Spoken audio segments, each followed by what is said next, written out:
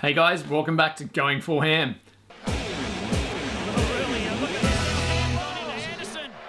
Finally, we have Supercross back on our TVs, and how awesome was it to see it again. 85 days since we've seen the bikes getting around the tracks. Now before the race, we thought there would be a few points that we needed to touch on, and a couple of them have been answered on the weekend. One of them being, will the riders come into this one with all the confidence from the series earlier on this year, or will the break reset the whole championship a little bit? Well, the answer was pretty clear from the outset. All of our top championship runners had plenty of speed and plenty of confidence in their riding, and results showed straight off the bat.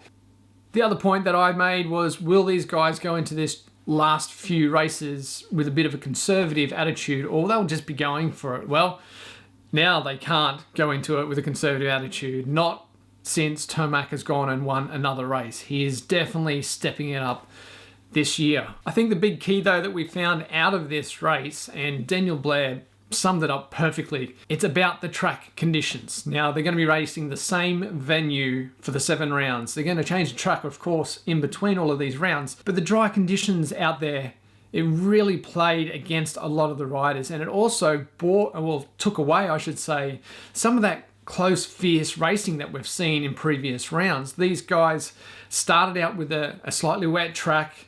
It got to a point where they probably had some good grip and made some good time. But by the time they got to the last third of this race, they were completely dry conditions and they were sliding all over the place. Now, this is going to be a big key going forward through the rest of these rounds. We're going to see these similar conditions at every single one of these rounds. The dirt is not going to change too much. They might get a little bit more water into it. But I mean, already the track had plenty of ruts. And that was another big key as well, as we saw Ken Roczen almost getting unstuck in those ruts, getting cross-rutted. Now that's going to bring out a lot of mistakes in these riders, and it's going to be the guys that don't make the mistakes that are really going to benefit from these conditions. I think going forward, this will be a major key to getting those big results that they're going to need in this championship for the next 6 rounds. Now the next race is going to be a little bit different though.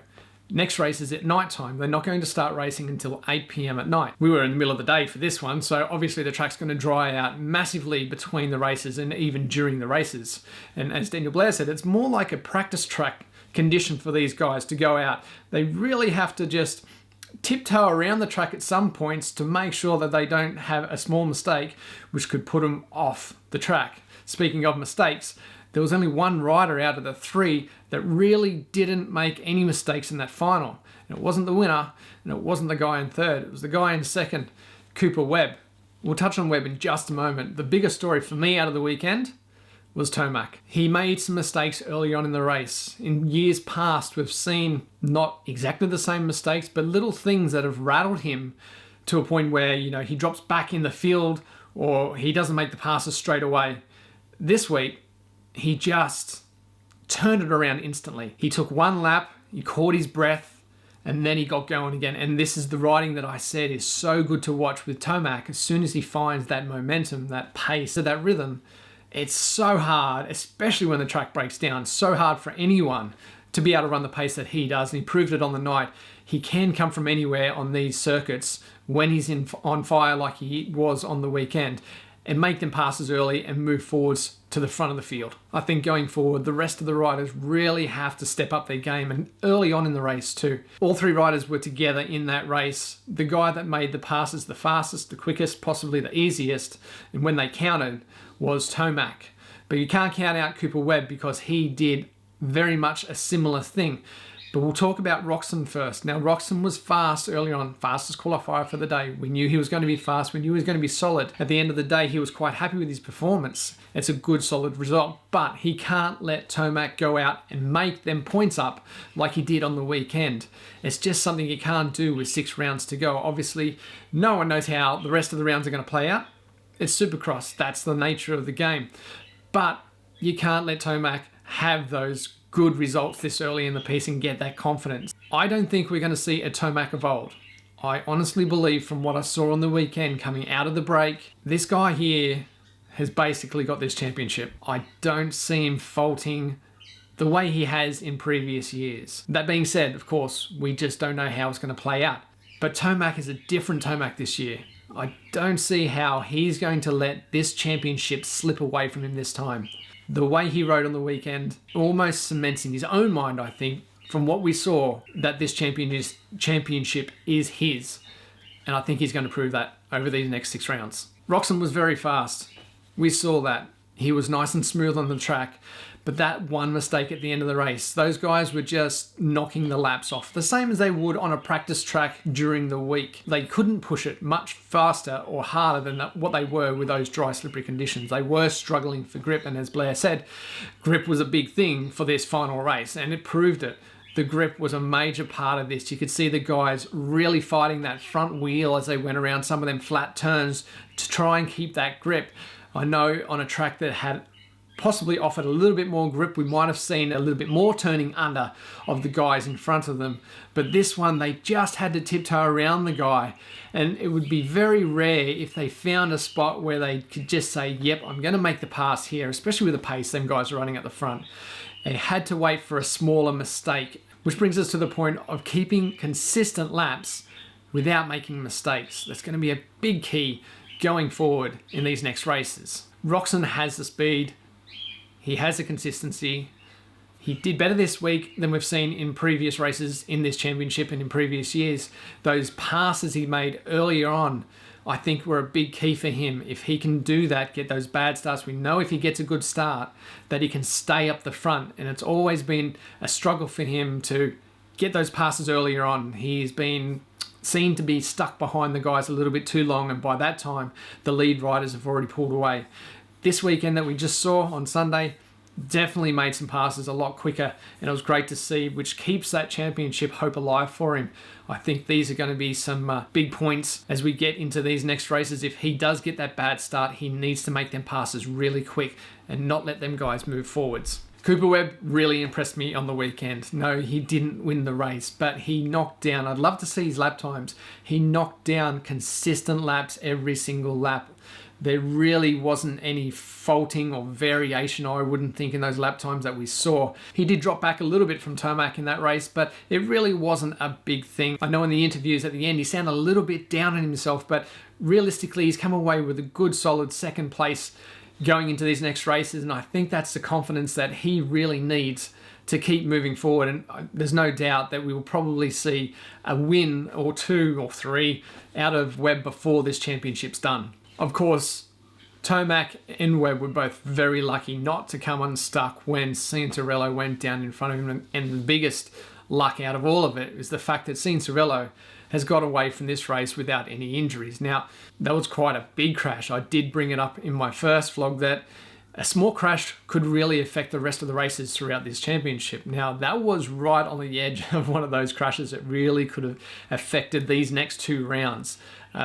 He did get cleanly run over. I haven't seen any post-race reports of how bad the injury was. I did read that he is fine and he's all good to race again on Wednesday, but one's got to think surely he's got to be in a little bit of pain after that crash. We didn't really see exactly what happened. Possibly pulled up just a little bit short on that triple N, and those ruts probably caught him out a little bit.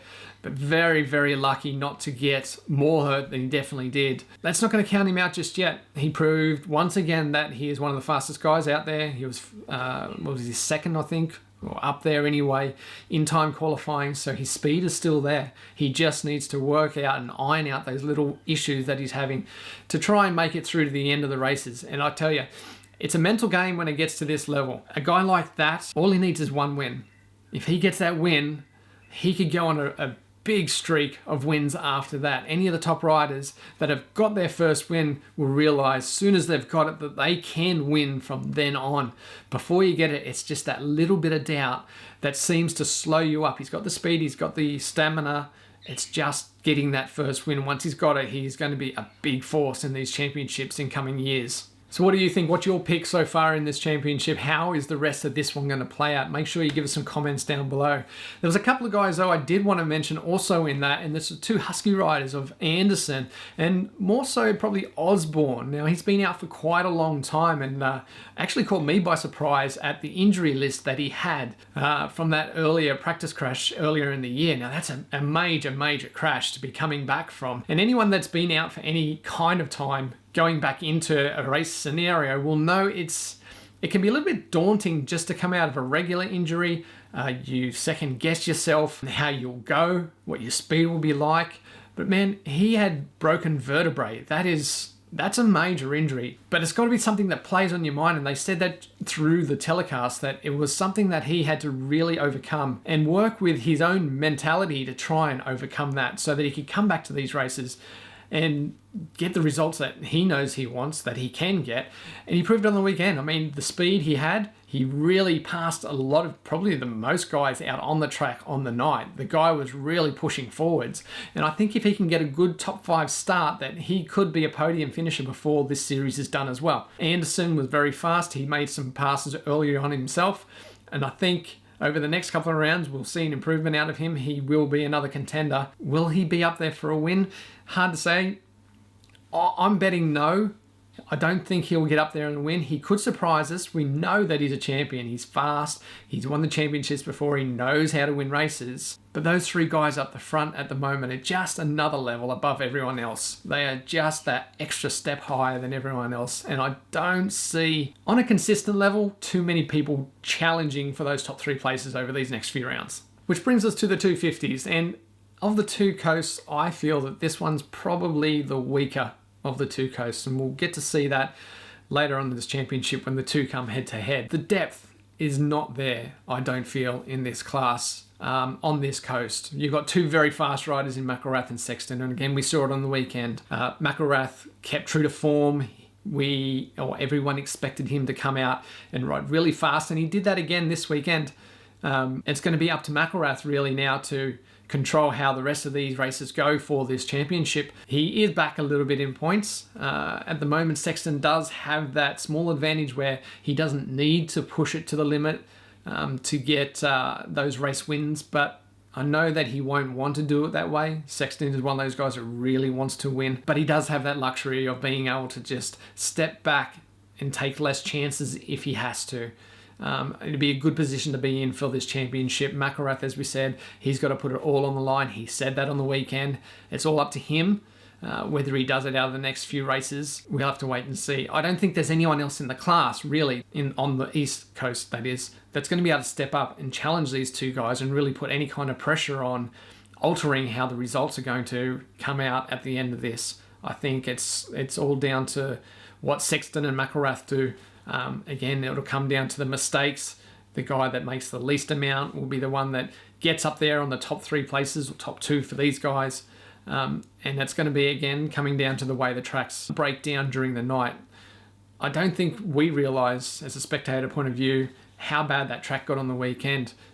To catch someone out like Roczen the way it did, it just goes to prove, and especially in that area, there was a lot of guys that had a few cringeworthy moments. You know, they got really kicked hard on that second of the 3, sitting down just to try and get over that big jump, and it doesn't take much at all. You know, that slight slip of concentration to get the wrong line or not be 100% on knowing exactly what you're about to hit, which could bring you unstuck completely. So the track is going to be a major part going into these next races. Will it hold up better than it did for the weekend of the next round when it's nighttime? I don't know, maybe. They won't have to put as much water into the track to try and keep the dust down and keep the dryness away. But how much water is already in the dirt? That's going to be a big thing. If they get any kind of rain, I know it's not a place that they get a lot of rain, but if they get rain early on in this, I mean, the dirt is going to be hard to work with, hard to ride over the next few rounds. It's going to break down massively. So what are your thoughts? Who do you think is going to win? Who do you think is going to do an upset? Give us some comments down below. Let's try and get some discussion going between all the fans as to who is going to step up and win this championship.